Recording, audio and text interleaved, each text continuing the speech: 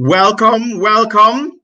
It's now episode 22, COVIDcast, and today we're going to do a recap on the PSOJ Conference, key lessons learned on the way forward. Today is actually Rochelle Cameron's birthday, so we decided to give her the day off. No, not quite. She said, I'm taking the day off, and we're going to proceed tonight without her. So I will be the substitute host. And basically, we're going to talk about something incredible that happened last Friday. The PSOJ had an all-day conference, the first of its kind in the world, actually, where thought leaders from both the public and private sector came together to talk about some of the key issues facing us during COVID and how we're going to manage for the economic recovery. Much of the discussion was quite sobering. But there were also a lot of creative and innovative ideas that came up. And the issue now is to sort of look through the looking glass and see what can we learn and how can we make sure that we try our best to do what we call cross the chasm, right? The road to economic recovery. Just to provide some context as to what the conference was about. First of all, there's the email. If you have not yet received the email, please make sure you email us SME@psoj.org, and we have the entire SME@psoj.org, and in that email there's a link to the smallbusinessportal.com, and on smallbusinessportal.com we've actually divided the conference into 4 areas. Now we'll talk a little bit later about what smallbusinessportal.com is, but basically an online guide to funding, training, support services, business tips, and events. And certainly, if you was not part of the conference on Friday, please go ahead to Small Business Portal and become part of what was a significant national conference. I'm going to briefly go over what the agenda entailed. We started pretty early at 9 a.m. where our president of the PSOJ, Keith Duncan, sort of opened and gave some context around why we were here, why we're doing it, and the issues of innovation that we struggle with. How do we get stuff done? He had a pretty sobering chat around how in the last 20 years, we have not actually had that much increase in our productivity or output per person. Then we had Henry Mooney, who's the economic advisor from the International Development Bank, the IDB, and he spoke about, in other parts of the world, what have governments and private sector done to sort of ensure or build up their economies during this period. So that was important for us to sort of get some international learning. Then we had the Dr. Honorable Nigel Clark, Minister of Finance, and he spoke about the shape of the recovery and what had happened historically in terms of the recovery and what the implications are for tax revenue and for foreign exchange and what the government has done already and how the government intends to work with the private sector to ensure that we build past this chasm, this pandemic. We then got the governor of the Bank of Jamaica, Richard Biles, to talk a little bit about what's going on in the Forex market. I'm sure many of you recognize we passed that psychological point of $150 for a US dollar. And it seems, at least for now, with the declining tourism, etc., that the dollar will be going down for some time. And what are the implications of that and what can we do about that? That was also a part of the conference. We then had a panel run by Branson Center CEO Lorianne Ainsworth, and she spoke to Richard Pandui, Jamaica Manufacturers and Exporters Association president, and he spoke about what's happening in manufacturing and what kind of support does manufacturing need. We also had Mrs. Nicola Madden-Grigg, who was vice president of Caribbean Hotel and Tourist Association, and she spoke about what's going on in tourism and the significance of the decline in tourism and what's required for tourism to move forward. And then Mark Tracy, who is one of the PSOJ executives, project executives for the AFP, and he spoke specifically about the MSMEs, the small and medium enterprises, and how they've been impacted in terms of number of firms closing, loss of employment, loss of contribution to GDP, also quite sobering. I spoke a little about the need for pivoting, but we've discussed pivoting on this program at the business level, but I spent more time at this conference talking about how do you pivot an entire economy, which is a very different set of issues to consider. And then Lloyd Distant, who is the president of the Jamaica Chamber of Commerce, spoke about the key success factors working in a public-private situation, and his focus was the Jamaica National Consensus on Crime. You realize, of course, that we've been trying to get a hold of crime for some time, and it seems as if we, at this point, may have had a breakthrough where you get the government and the opposition and private sector and civil society coming together to agree as to how we're going to march our way through this crime wave that has been with us for some time. We then moved into a panel about the road to the new economy, where we had the Honorable Favour Williams, Minister of Science, Energy and Technology, talk about this task force that she's on, how we're going to become a more digitized society, how is there going to be more broadband, how will we have more e-commerce, and so on. We also spoke to Lauren Peart, who's the CEO of Blue Dot Insights. He talked a lot about the future in e-commerce and payment platforms. And then we shifted gears a little and spoke to the Honorable Michael Lee Chin, and as well as Lenworth Fulton, who is the president of the Jamaica Agricultural Society. And we talked about what is the future of agriculture, what has hampered us so far, and how do we go forward in agriculture. We then talked about near-term growth areas. Rochelle Cameron led a panel and talked to Peter Jason Wright, who's a director of Mint Cleaners. This is someone who was in entertainment before and has shifted gears, pivoted completely into sanitization and cleaning, which obviously is a growth area. We spoke to Barrington McIntosh, who is a consultant who helps Jamaican and other businesses sell through Amazon and eBay and so on and sell abroad. And then we heard some fascinating conversations from the charge d'affaires of the Embassy of Costa Rica, Gina Gillian Grillo, where she spoke about what the opportunities are in Costa Rica. There are 65,000 Jamaicans living in a place called Limon. So there's a big diaspora there that we've never sold to, and Costa Rica sells to us, and we have an open trade agreement with them. So there was some opportunity there. Then we spoke about gaps in the support for SMEs. Rochelle ran another panel. There was Hugh Duncan, Executive Director of JMB Group. He spoke about what they were doing in Trinidad and Barbados and what we could learn. Dr. G.D. Lewis from the Bank of Jamaica spoke about tiered KYC and how that will be game changing. We also heard from Audrey Tugwell Henry, who's a VP of in Scotiabank, and she spoke about not only how game changing tiered KYC is, but also what's happening within Scotiabank and in banking to sort of support small and medium businesses in this area. And then we also spoke to Edison Galbraith from DBJ, Development Bank of Jamaica, who's a general manager, and talk about the support services available for small and medium businesses. We then spent the late afternoon talking in a panel about financing in an uncertain environment. And we had Roxanne Linton, who is CEO of First Heritage Cooperative Credit Union, talk about what's happening in the credit union industry and what kind of support they need to make sure they can support their small and medium businesses and individuals, really. And Andrew Mays, who's the chairman-elect of Jamaica Microfinancing Association, JAMFA, spoke to him about what's going on in that sector. And that is a sector that really focuses on the very micro businesses and how are they managing with some of the fallout in the economy. We also had a conversation with Lisa Bell, managing director of Exim. She has a new product out, factoring product. And that is when you can actually get paid early for receivables that are outstanding.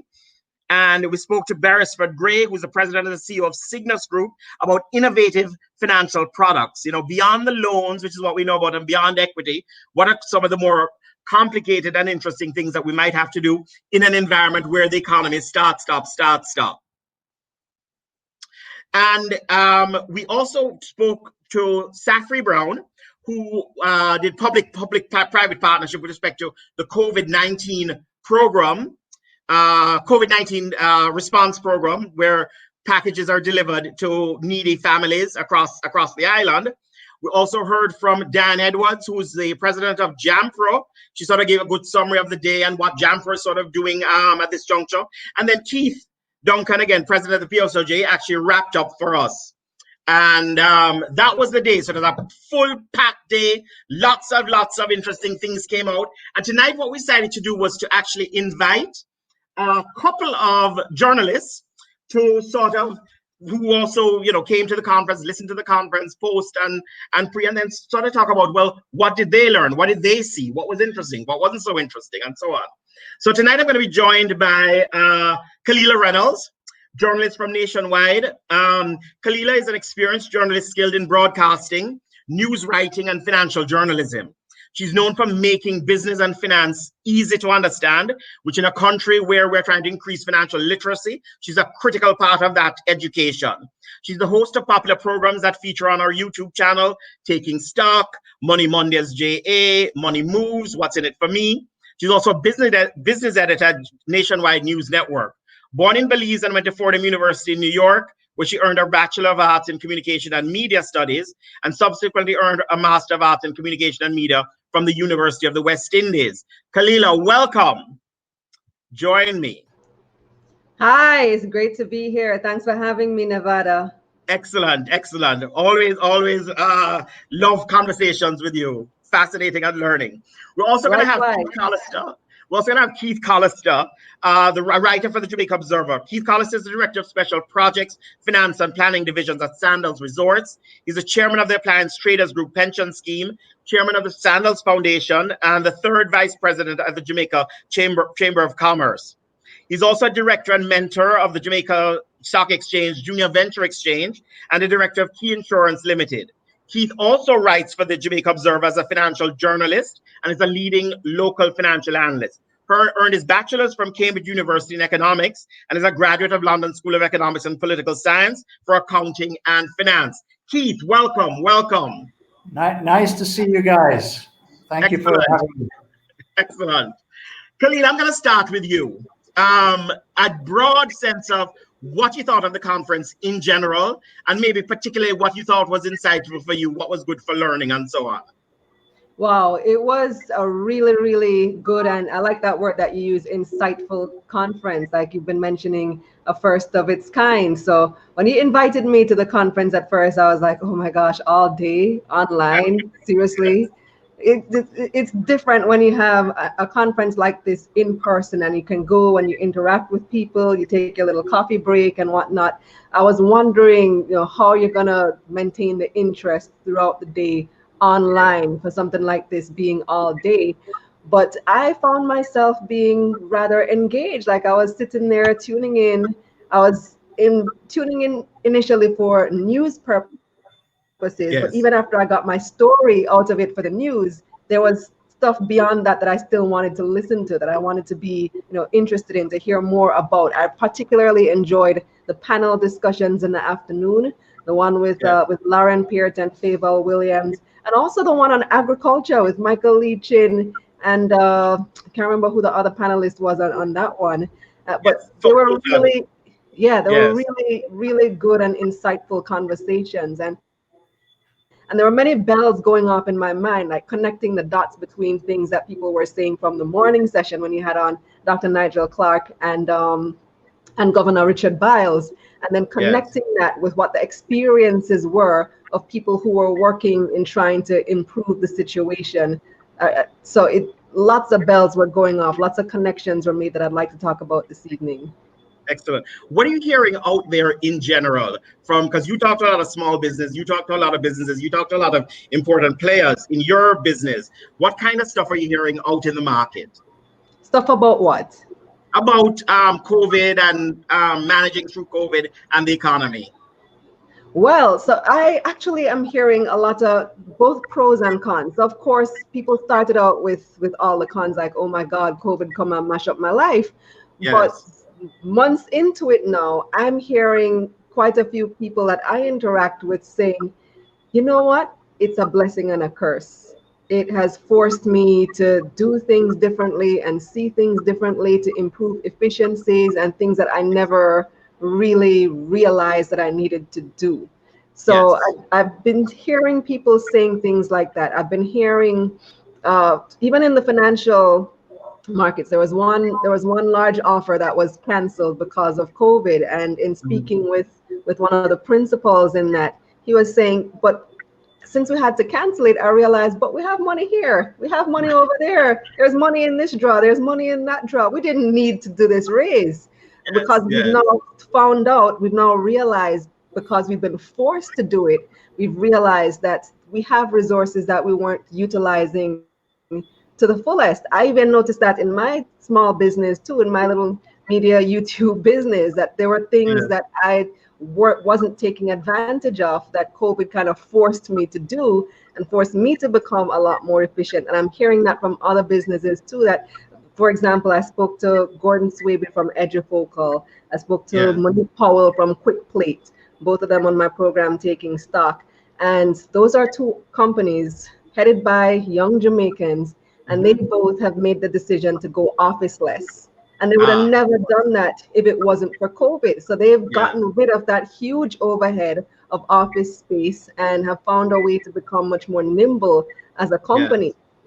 Excellent. So that's the idea that COVID has opened our minds to other ways of operating that we would not have considered before had this not occurred. Keith, why don't you get your reaction to the conference overall, and maybe particular panels or particular people speaking that were interesting for you?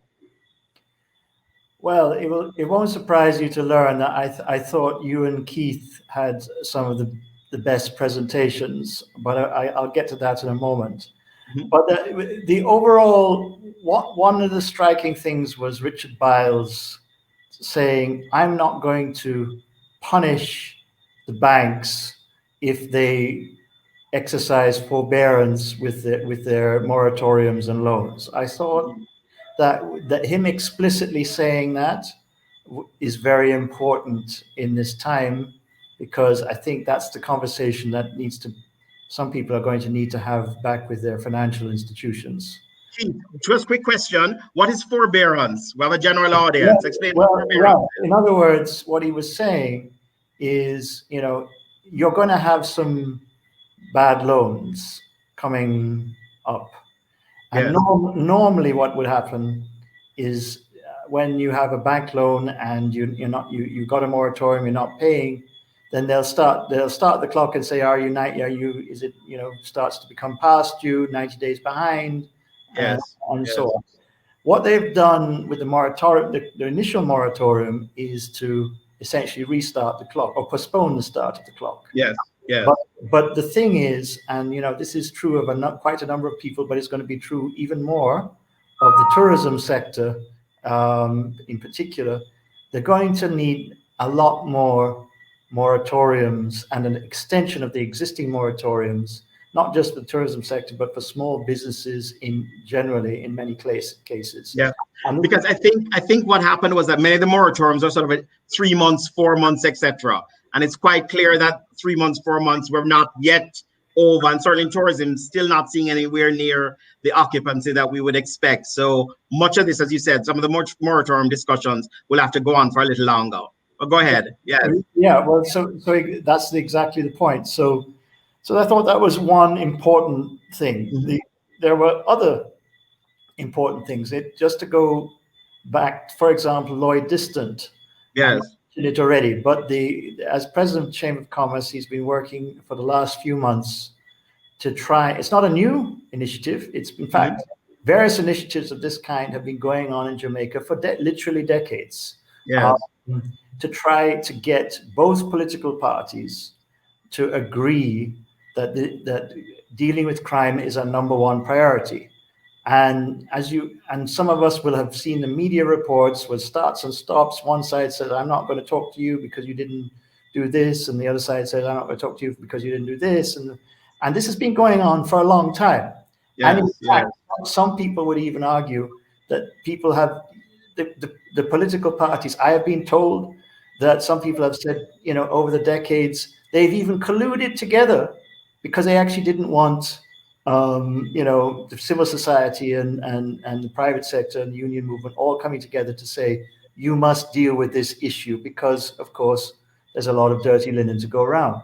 Having said that, it seems as though there is now a chance of a real consensus on this issue. And as we all know, World Bank and other people have said that, crime takes several points of GDP. Is it 2? Is it 3? Is it 5? But we know that it takes several points of GDP off Jamaica's GDP per year. Another interesting facts. Minister Nigel Clark, he did a presentation where he looked at the different sectors, and he went back and said, okay, I don't remember the exact time frame, maybe you remember, but he said over a period of time, was it 10 years, 15 years, whatever, here's how these different sectors grew. So it may not surprise people that tourism grew the fastest. Yes. A lot of people go on about as though that's a bad thing. My thing is, well, what he actually showed was that tourism only grew 3% per annum for over an extended period of time. Yes. I actually don't think that's actually anything special. But it was relative to other things that were just not growing. 3% is exactly what a normal economy should be growing on average through the entire economy. So the fact is, then he showed how some sectors were growing, hadn't grown at all, and some were declining sharply. Yes, so you saw basically why Jamaica hasn't grown through a sectoral analysis of how badly we had performed over such an incredibly long period of time. So everyone who, as I said, you keep hearing stuff about tourism doing so well. My view is tourism is not doing so well because DR and Mexico in the tourism centers, DR as a country, yes, have been recording over the similar periods of time 5, 7, 8, 9, 10% growth rate. So the fact is, tourism wasn't growing that; it was actually just growing what a normal economy would grow. So I thought that was a key point that he made there. There was a chart that Keith had early on. I think he showed it either earlier or at the end of the day, where including it had DR, Barbados, Trinidad, and Jamaica. And you saw that over a 10-year period, we had basically declined in output per person, and then DR had this amazing growth. Yes. And this is despite us having all these various economic plans, the most recent one of which being the 5 in 4. I'm glad you mentioned that, because one of the most striking things to me was Keith's comment at the end. Well, there was two striking things. Your presentation where you looked at about just under 200 tourist entities in the grill, and you went through and said which are going to be the winners. You talked about picking winners. Yes. This is the debate that we need to have again in Jamaica to say where should we pivot our resources to in this economy, and we need to get granular about it. And there's this sort of big macro stuff. You were doing it. I saw it was a management consultant type way, micro analysis using TripAdvisor. I thought, oh well, someone's doing it the way these things should be done. So kudos to you. Yeah. Now, Keith, kudos to Keith. Keith basically talked about partnership and the implementation deficit. Yes. We are, Keith, as you guys, and I just want to say this, a shout out, have been working on financial inclusion, and you had the most impressive such financial access and financial inclusion initiative that I have seen in 20 years of following this type. It's actually not only the most impressive initiative in that sense, it is also the most impressive public-private partnership initiative I have seen of its type. The only one that is comparable, of which Keith is actually part of as well, is of course the EPOC, which was a financial stability initiative. Yeah. But that was not a granular initiative like what you guys have been trying to do. Now, to your credit again, you pivoted when COVID hit, you pivoted to basically saying how to help small businesses survive. Right. So that is another initiative that you guys are doing. I'm not sure everyone fully gets how important, and certainly maybe the people on this program listening to this podcast, but not. There's a whole lot more people. And they've been doing such an amazing job of it. I see you guys have over 2 million views. That is amazing.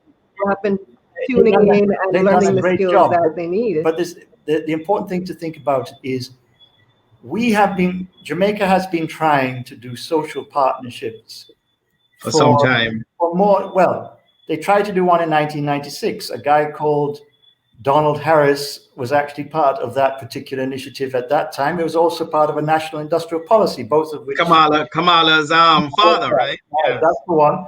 So Yes. they tried to do that then.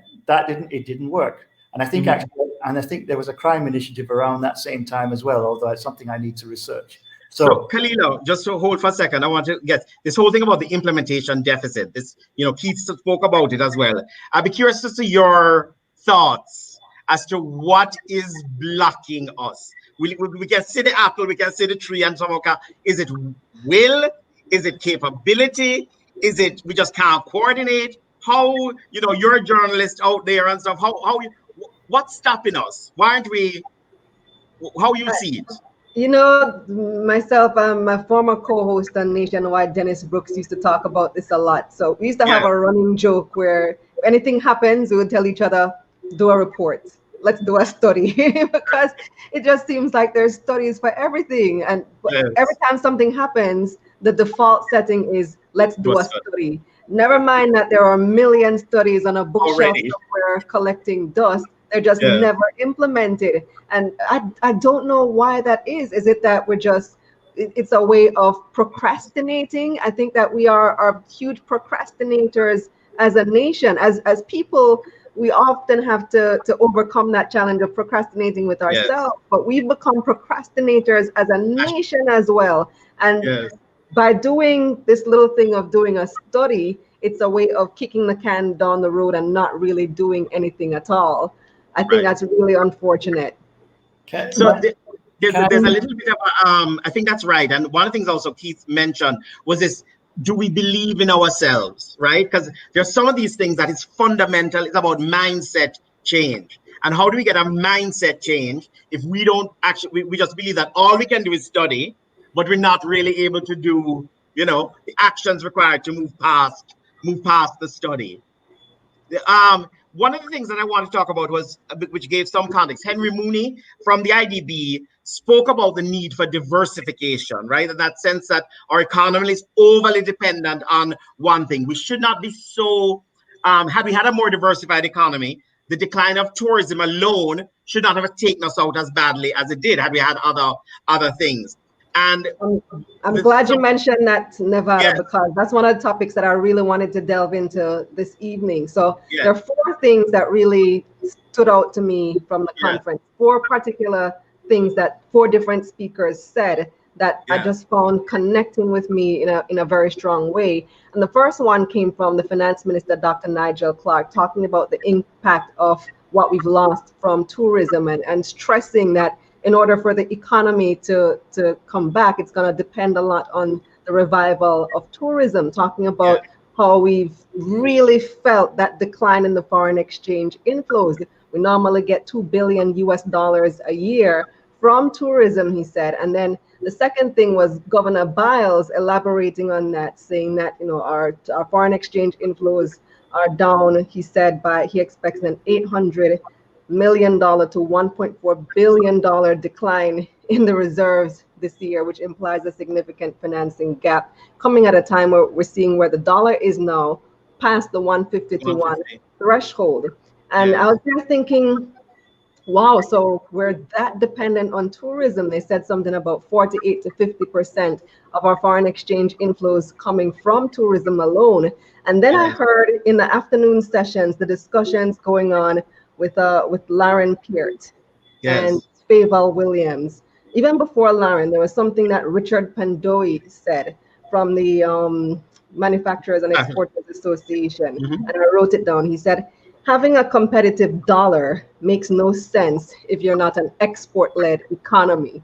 Having a competitive dollar makes no sense if you're not an export-led economy. And I was like, hit the nail right on the head. And then Lauren came on from the technology panel, and he was talking about how it takes something like 3 to 6 months to set up an online payment portal with one of the major banks. So, and I thought, but that's crazy. If you want to be an export-led economy, why is it taking half a year for you to be able to collect payments for things that you're trying to export. If we want to be a diversified economy that is exporting our knowledge and our skills, we have to find ways to get our people paid. As simple as that.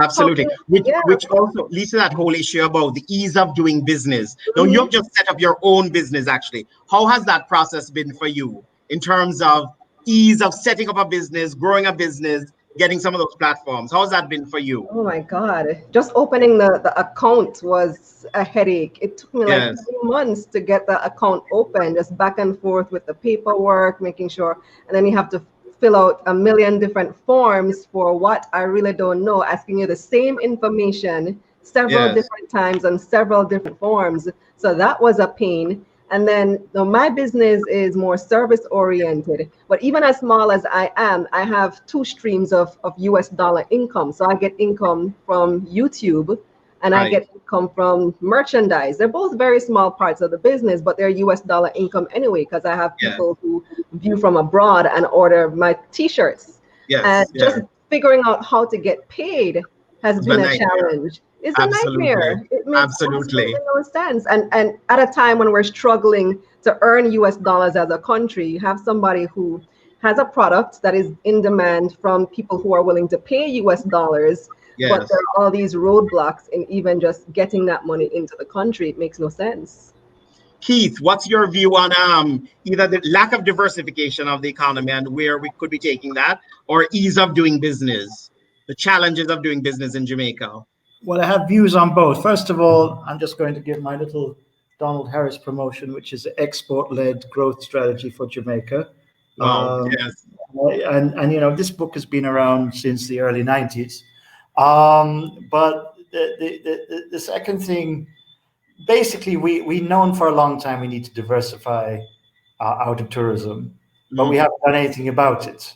The only thing we've done really, and again, this was late because we were looking at this from the 80s, is we started to go into business process outsourcing in a significant way.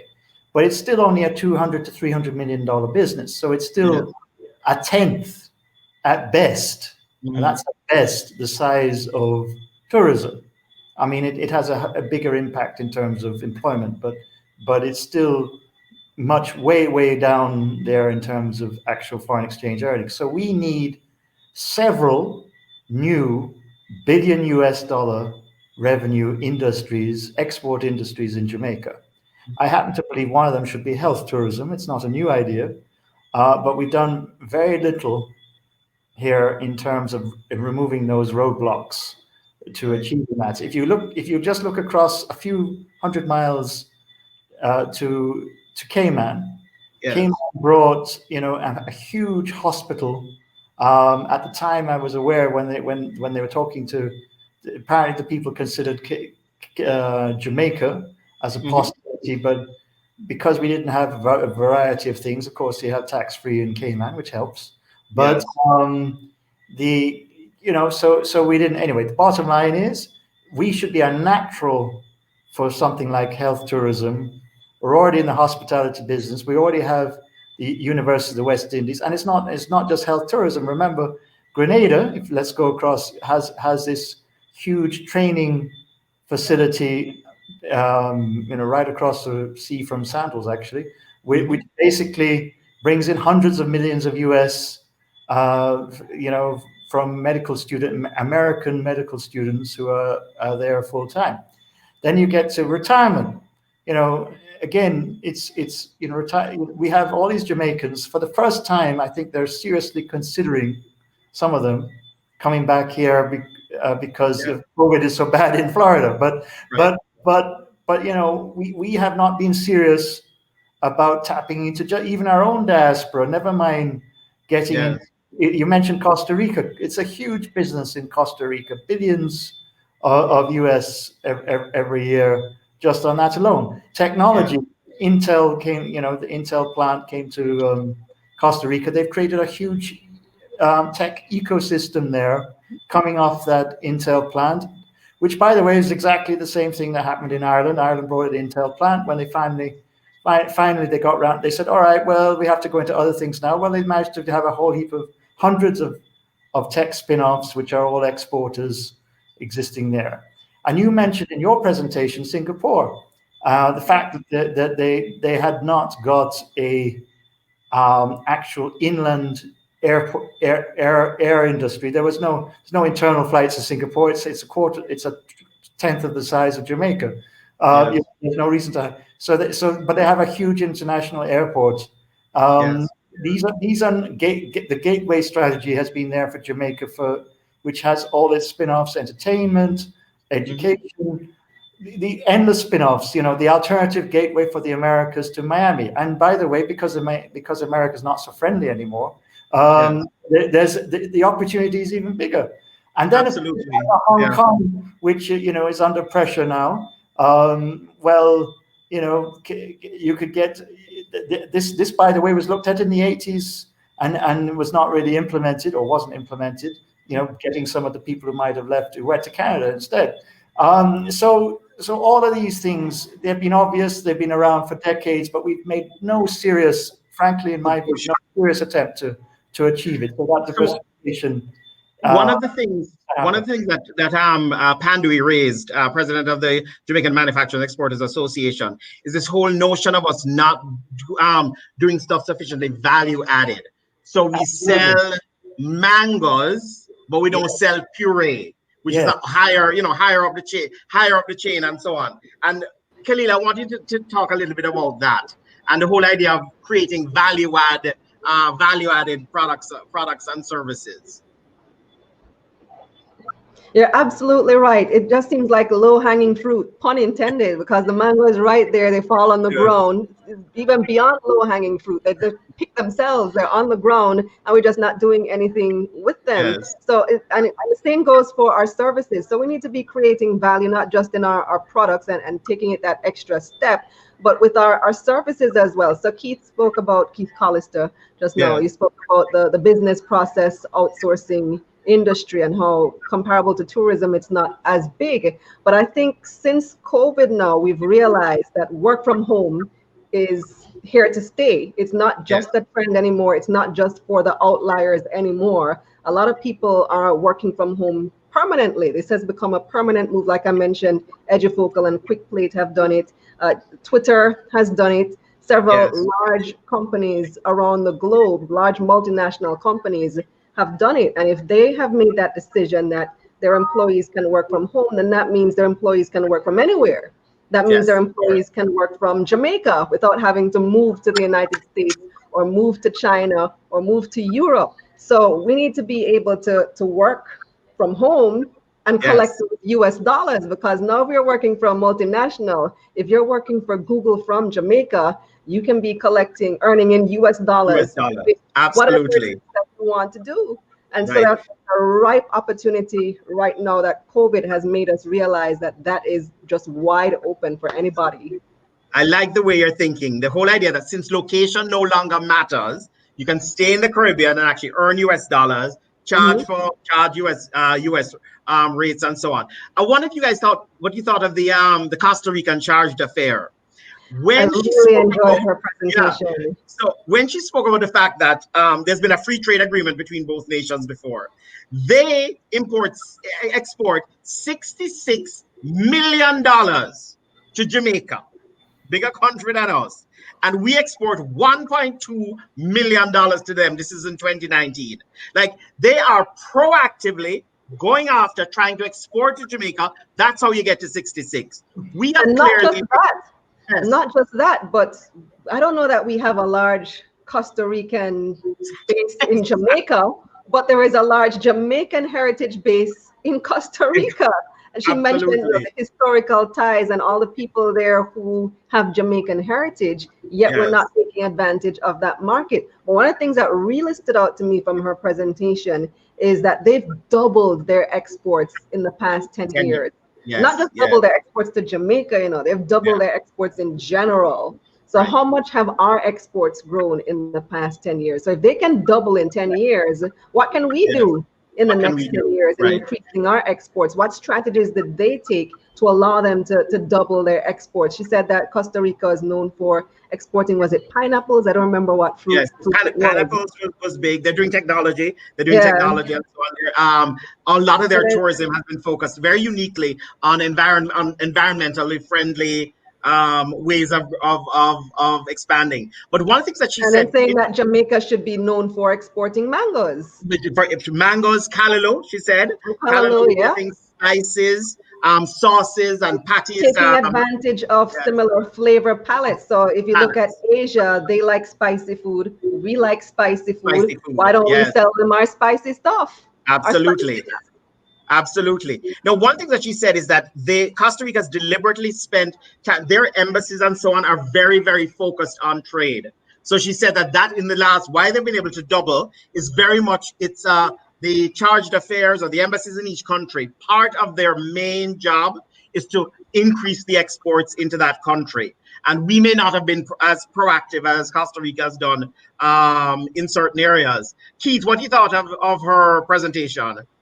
I didn't catch all of it, but I think that point is exactly correct. The chargé d'affaires, it is not my impression, after decades of interacting with various people, that we have prioritized.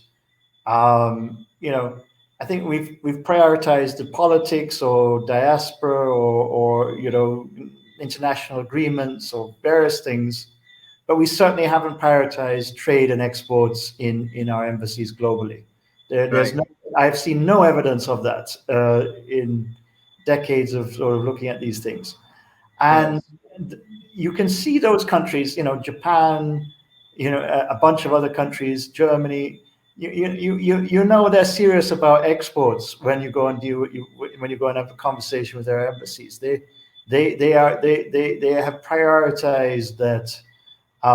In terms of the commercial relations, the ambassador is very vigorous in I'll give you an example. The German embassy here, he's always having functions on his lawn, and they've always got lots of expensive German cars on the lawn, right? Right, of course. And that's not unique. When you go to the Japanese embassy, they'll have videos of their tech achievements and what they're doing in renewable energy or some other area of Japanese technology, which they'll be showing you. And we don't see that, right? I don't see that in other people. So I absolutely agree with that point. What do you guys think of the discussion between about agriculture and agro-processing between Michael Leachin and Lenworth Fulton?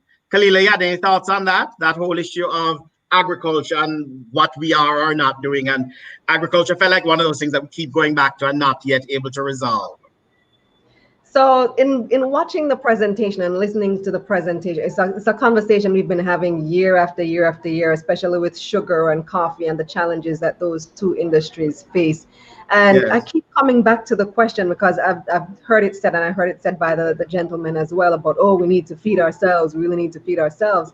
And I keep coming back to, do we really need to feed ourselves? Or is this one of those things that we should allow other countries that are able to do it on a wider scale more efficiently to take advantage of that, and we focus on the things that we do well here in Jamaica? So where we have the competitive advantage, those are the things that we do. Where other countries have the competitive advantage, those are the things that they focus on, and in that way we achieve efficiency. So I heard Michael Leachin talking about the mother farm and partnering with the small farmers and how that could work. But I still wonder, how do you compete with a Brazil?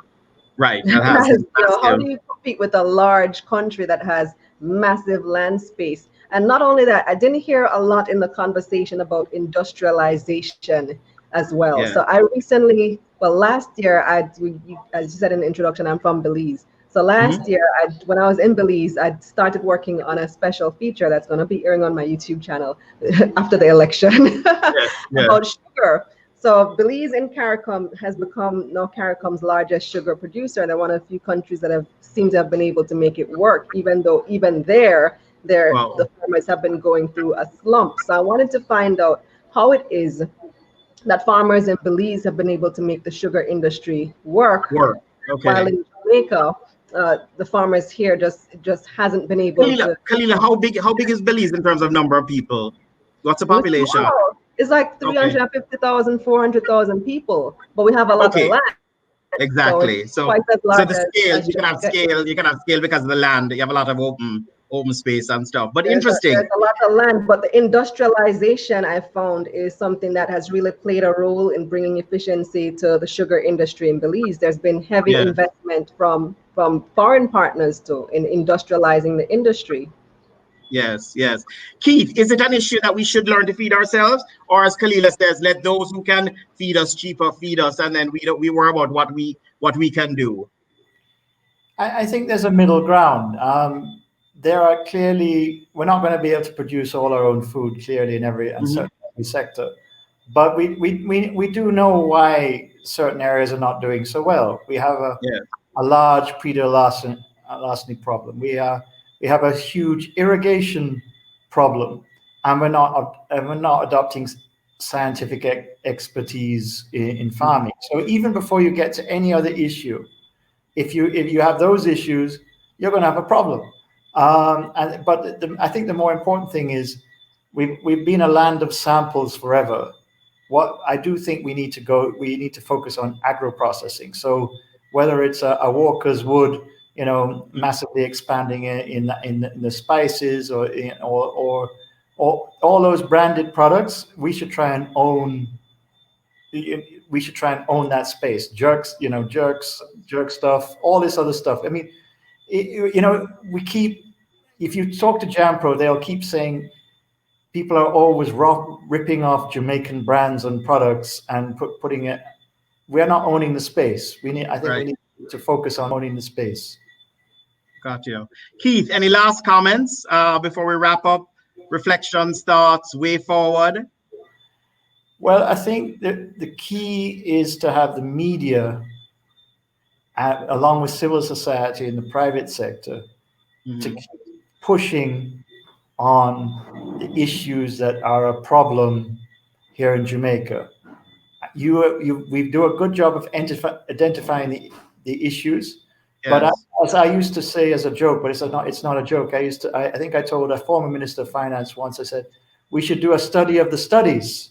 So that we actually have, I won't say which one, we actually have a list of all the studies, because, I mean, for example, my dad chaired a committee in the 80s on tax reform, and then in the early 90s, they had one of their recommendations was they should implement a GCT. In the early 90s, the new Minister of Finance did a study on GCT, so we asked him, So he asked him, well, we already studied that. Why did you do that again? Oh, I said, I didn't know. I mean, the fact is, this story could be used for just about every single area. We have done studies on stuff before, and if you look back at the growth inducement strategy, for example, 10 years ago, it has a great listing of all the different areas we need to do something on. I guarantee you, if you go through all those different areas, we've only made progress in a very small number of issues, mainly to do with financial stability and driven by the IMF. That's the main area of progress. Virtually everything else is still to be done.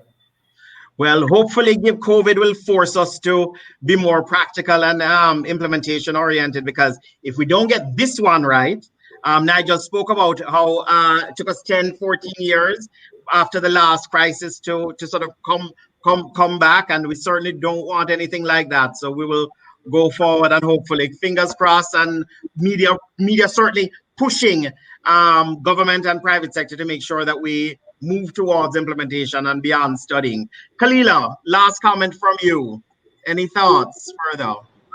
Yeah, I think that we really need to work on perhaps creating our own platform for receiving payments. That's one thing that really stuck with me coming out of the conference, because you can't use PayPal if you don't have a US bank account. And you have all these barriers to getting it. If you're relying on the big banks, it's going to cost you an arm and a leg. I forget the quotation I was given. It doesn't make sense. It's not cost effective for a small or maybe even a medium-sized business to use one of the banking platforms from the big banks. And as you know, our economy is built on SMEs. Yes. SMEs make up the vast majority of the business. So every mickle make a muckle. The Yes. one US dollars that are coming in from the small and medium-sized enterprises, they add up and they can make a huge impact on the overall economy. So we really need to fix that. And if it means, leading something that we create our own payment platform here in Jamaica that allows the SMEs to be able to collect the money, the US dollars that we need,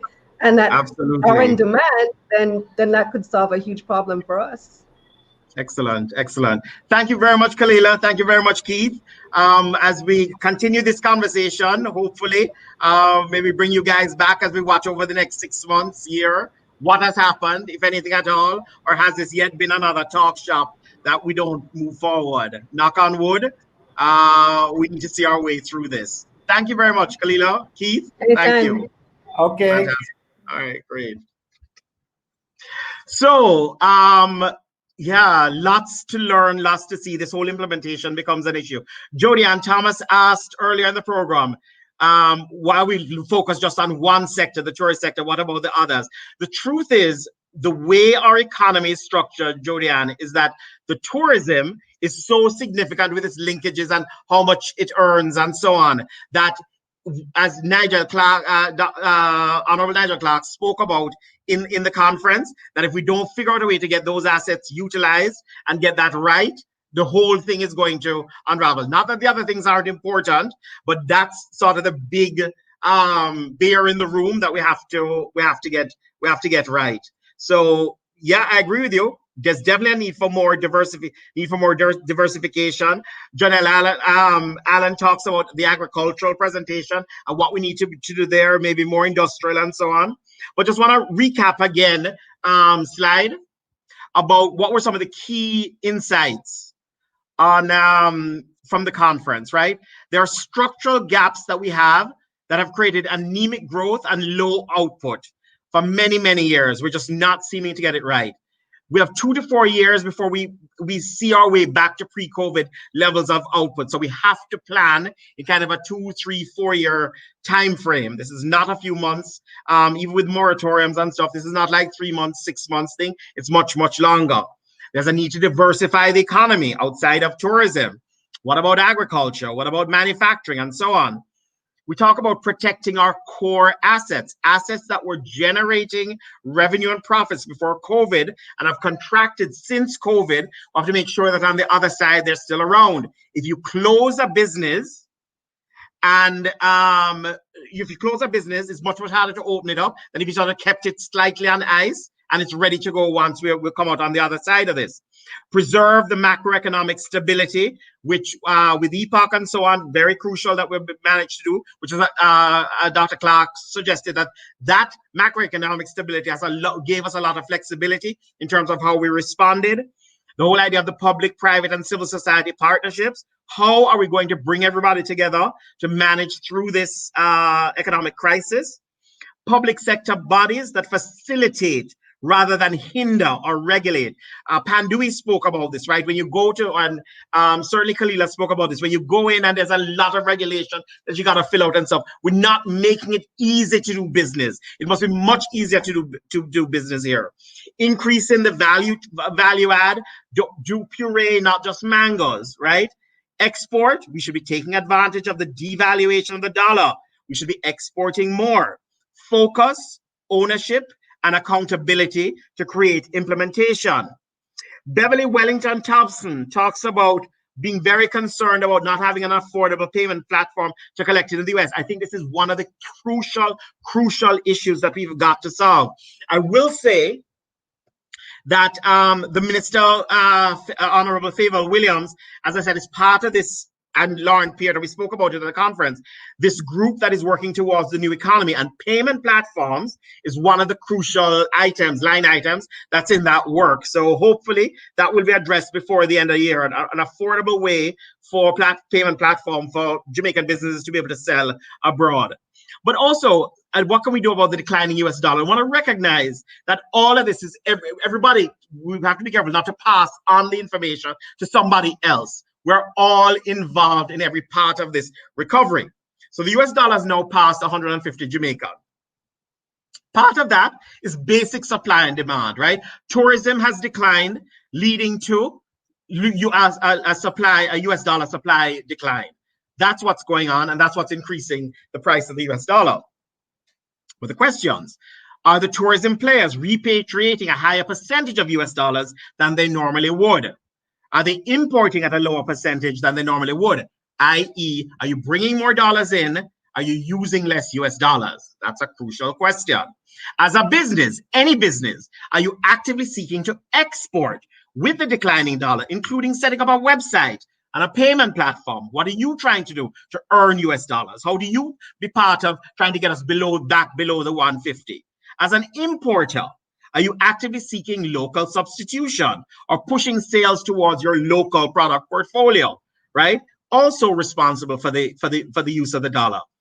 Banks, are you actively financing solar projects to lower our overall fuel bill? When somebody comes to you as business and says, we'd like to shift to solar, are you engaged with them or do you run them? Are you helping the economy to lower the demand for US dollars and increase the availability of US dollars?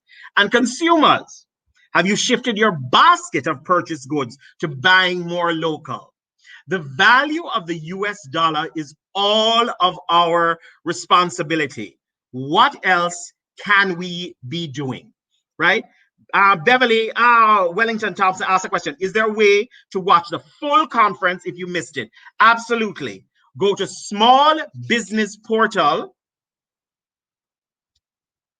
Right. Go to smallbusinessportal.com and we have the conference there broken into 4 events. Small Business Portal is an online guide to funding, training, support services, and business tips.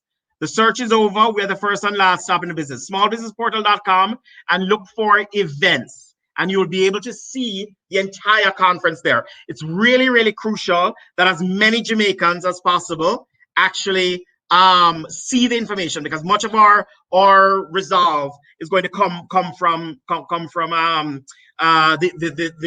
this conference, and lots of learning there. I do want to we have an ad on smallbusinessportal.com. Greetings and salutations to all our small and medium businesses who spend a lot of time searching online for the right kind of funding, training, and business support. Your life is about to get much, much easier. Today, we officially launched the smallbusinessportal.com, your online guide to funding, training, support services, and business tips. We are the first and last stop for small and medium business support. Come and explore smallbusinessportal.com and let us help you grow your business. If it's funding you're after, we have consolidated the loans, equity, and grant programs that are available for you. Firstly, our team of researchers have combed the web, identified all the programs for which small and medium businesses are eligible. We then put it all together in an easy-to-understand format. Click Funding, click Loans, and then click on an individual loan to get the full details on the offer. If it's right for you, then click away to the bank or other financial institution to apply. If it's not funding you seek, but training or business services, then click Business Support. Let's look at the list of available trainers in the ecosystem. You can see who they are, what they teach, and how to get in contact with them. No more endless running around to find out where to improve your business skills. Smallbusinessportal.com is the place to begin your journey for business support. We have created a section of critical small business tips, where in 2 to 3 minutes you can learn some simple actions that can radically alter the way you do business. For example, under SME tips, in operations, you can find out the 6 ways you can pivot your business. Then, there is a treasure trove of learning under COVIDCASTJA, where you can find all our past episodes where Rochelle and Nevada invite a panel of experts to break down complex business concepts into simple, understandable language. Each program also comes with a detailed training memo, which will increase your knowledge about the topic being discussed. Whether you need to learn how to pivot your business, apply for a loan, or create financial statements, COVIDCASTJA is your best guide. It's time that small and medium businesses become aware of what's available in terms of support. Smallbusinessportal.com is about to make your life so much easier. If you need business support services, try smallbusinessportal.com, your one-stop shop for what's out there for you. If you're a trainer, funding institution, or business services provider, who wishes to reach out to small and medium businesses, please email us and let us get your offerings and opportunities listed on the Small Business Portal. Welcome to the world of smallbusinessportal.com. If you are a small or medium business looking for support, your life just got a whole lot easier.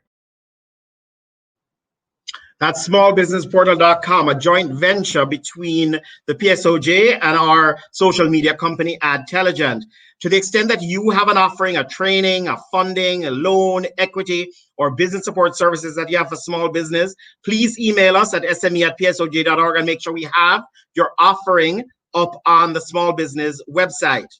Right now, we are going to be joined by the president of the PSOJ, Keith Duncan, and to talk a little bit about how he thought the conference went and what's going to happen next, or what's supposed to happen next. Keith, welcome. Thank you, Nevada. Thank you. Well, excellent. Yeah, so Keith, I wanted to get your sense of what did the conference achieve what you were hoping it achieved? What was sort of the vision, and then what happened as far as you're concerned? Well, firstly, I think the vision was to capture, where we are in Jamaica at this point in time, regards to a macroeconomic situation. What were what's the recovery, the shape of the recovery looking like? What is it that the Minister of Finance and what is it that the Governor of the Bank of Jamaica, what are they seeing? Mm-hmm. Then we were to break it out into sectors to look at, the manufacturing, tourism, what are they seeing? How are they looking to pivot? What are they going to do differently? What are the challenges they face? What are the opportunities that they see in light of COVID and what's occurring? And then we had, and then you looked at the small and medium enterprises. What are the challenges that they're facing, being the most vulnerable of the business grouping? How are they going to work through this? What is a possible impact of the fallout on the SMEs and the fallout on the SMEs and the impact on the overall economy and GDP? Yeah. And then so it's sector by sector. Then we looked at the new economy. What does that look like? What do we look like from a digital perspective? What do we look like? What is required at this point in time? Broadband, e-commerce, payment systems. What is required? What's required for agriculture? What's that model going forward for small farmers, for large farmers? How are we going to compete? What is that model that's going to move us forward with food security, with import substitution, and with various things. Then we looked at how do public and private partnerships come together, and that it is a working model for Jamaica, social partnerships, and that we saw that in two areas. One is in the National Consensus on Crime, where civil society pushed hard to get all stakeholders to the table, especially the government of Jamaica and the opposition party, to agree on principles and an action plan to move us from where we are as one country fighting this crime that has been such a drag on our economy and on the drag of the minds and of people and their own sense of well-being. And then we looked at an example of how the PSOJ, along with the Council of Volunteer Social Services, United Way of Jamaica, and other agencies, along with driven by the Jamaica Constabulary Force, Jamaica Defense Force, responded in a way to a need that we saw at a particular point for the most vulnerable in our economy. And that was a PSOJ COVID-19 response. So I think it pulled together a lot of areas, and trust, we got a whole turnout. We had a conference, if we had a conference, a physical conference, probably would have gotten 100 people. There we had 400. Right. Yes, absolutely. So the virtual works, you know what I mean? And yes. Here as a PSOJ team, AFFP team, and we said, let's take a chance on this virtual. Let's see what this looks like. And it really works. So therefore, that shows efficiency and the cost. It costs a lot less. Yes. And it's more convenient. More convenient for everybody. Yes. Everybody would have, how you sign up, how you go on, how you do this thing, and everybody's broke down and them things, how you mute, how you do this, how you do that. Right. People are now into this virtual world. Yes. That shows that we can adapt. We have ways of adapting. Keith, one of the things that were memorable, and Keith Collister actually talked about this, he gave a very impassioned speech at the end of the conference about our implementation deficit. Want to ask you now, what are you looking for going forward after this conference, and how is the PSOJ going to be involved in making sure that we at least close some of that implementation deficit? How do you see the PSOJ playing a role in that? Well, we all sat at the table, including New Nevada. We all sat at the table at the COVID Economic Recovery Task Force. Private sector, government of Jamaica, civil society, we all sat at the table, and we worked through what are those areas that we need to work on in our economy across sectors, reforms, economic reforms that can shape our economy and move us forward in a stronger way, making us more productive. No, this is not the first time that this exercise has been done. Right. The last time this exercise was done was when the Economic Growth Council did this with over 500 consultations right across civil society, private sector, government of Jamaica, ministries, department, agencies, and they came up with commitments and deliverables and plans that would shape our society and shape us for growth. We weren't able to implement. When we go back to the growth inducement plan from 2011, written by Donald Harris and Gladstone Bonnick, produced by the PIOJ, many of these areas were in there. All the structural deficits we have as a country, right? We have not been able, as Keith Collister pointed out earlier, to implement in those areas. What are those areas? We're talking about finance. We're talking about ease of paying your taxes. We're talking about access to finance, right? We're talking about crime. We're talking about irrigation, water, all of these various areas that can move us as a country that we have to implement. We know these for years. There are many studies, as Keith has pointed out. Now, how do we know to, as civil society, private sector, to ensure that the government of Jamaica, the private sector, and civil society is focused on these areas? Firstly, as a PSOJ, we must now take the recommendations coming out of our conference.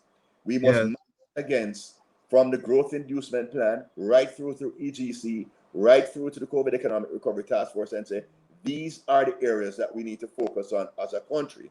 And coming to the COVID Economic Recovery Task Force, we would like to see an oversight mechanism be put in place, and we would like to see a plan in the same way where we had our IMF plan, which achieved macroeconomic stability.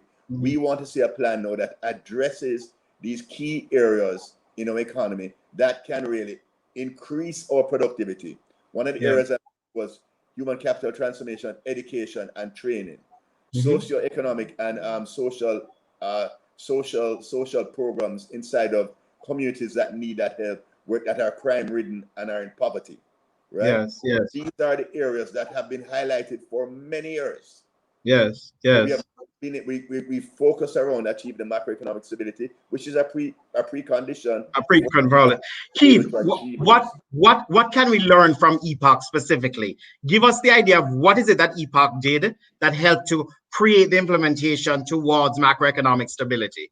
What can we learn in this? A very disciplined approach. So the government of Jamaica came up with their plan, their deliverables, their commitments, their timelines, responsible agencies to achieve macroeconomic stability.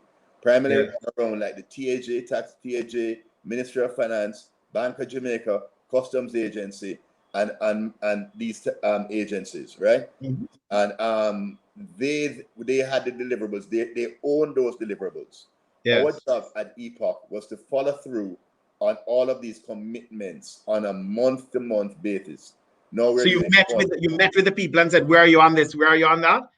How did that work? The Ministry of Finance and the Bank of Jamaica would come in and report. Where there was a responsible agency that we're seeing that they were lagging, we would call them in. We would have conversations. We would understand how they plan to get back on track, right? Then there were areas of priority that you would have structural benchmarks for. And if you did not hit that structural benchmark as a commitment to deliver on a particular time frame, then you would fail the program, or you'd have to get the IMF to give you a reprieve, right? So therefore, structural benchmarks, quantitative performance criteria, numbers that you had to hit. So 7% primary surplus target. Wages as a percentage of GDP could be no more than 9%. Wages and salaries of the public sector could be no more than 9%, right? Our debt numbers had to be at particular levels on an annual basis, right? Yeah. Inflation had to stay within a range, right? So these were areas that we're monitoring, but we're actually monitoring the reforms, the fiscal reforms and the monetary reforms that had to take place so that we could achieve the stability, so it could be sustainable, Okay. right? Yes. That's what we're keep up. But discipline, reporting to the public, right? Because the one thing we know ministries, department, agencies, and politicians are afraid of is if you go publicly and say they have failed, right? So you have to use that with those press conferences to say on track, off track, Are not on track. Okay. are they right? And that I've gotten calls from ministers of finance under both administration when we publicly say you have missed a target. They get very upset. So we know it works, right? Okay. We know it works. So that's how do you see the PSOJ playing a role in this particular one going forward, or COVID recovery? Well, we see the PSOJ along with other private sector bodies, JCC, JMEA, and civil society. We all have to step forward and say we want oversight of these recommendations coming out of the task force, which are linked to even some of those recommendations coming out of the PSOJ business conference last week, to say we want oversight. We want to have a regular reporting, frequency of reporting on these things that are going to really have until we get impact. Yes. We get impact. The same thing. We have the crime consensus, national crime consensus. That's a big, big win, because we are at the table now, having the commissioner, the Ministry of National Security, coming in and reporting the JDF, security force, reporting in to this oversight body for crime and corruption. That's important, because now we can really have an appreciation for what they're doing, and is it working? Is it not working? How do they pivot? And therefore, we go to the public and say, this is what is occurring. We have to bring crime down. So civil society is at the table providing oversight. That's a big win. Big part of it. Yeah. So we would like the same for the supply side reforms, those economic reforms that need to happen. We want the same. So we're going to be advocating, but we have to do the work, because we can't advocate without doing the work. And that's where Nevada and team come into play, where we have to ensure that work gets done to inform. So we are always informed when we engage. Yes. Okay. So that makes sense. Yes. Fantastic, Keith. Wow, a lot of work ahead, a lot of work behind, but also a lot of work ahead. Any final words for our audience from you? Yeah, we need to stay focused. I mean, how many years have we been hearing about land titling and land reforms? How many years have we been hearing about simplification of tax administration? Right? How many years have we been hearing that is the ease of doing business, and there are reforms that can take place? One of the things that stopped us is that our civil service, because we didn't run a stable economy to do anything. So the civil service were just in maintenance mode. Right? These are some of the things that stopped us. The onerous procurement requirements, etc. It's just too hard to do stuff. We have to address ease of doing business. We have to deal with digital, and most importantly, we have to deal with education and training. You know what I mean? We all know the output from the education sector is there's a lot more to be desired. Our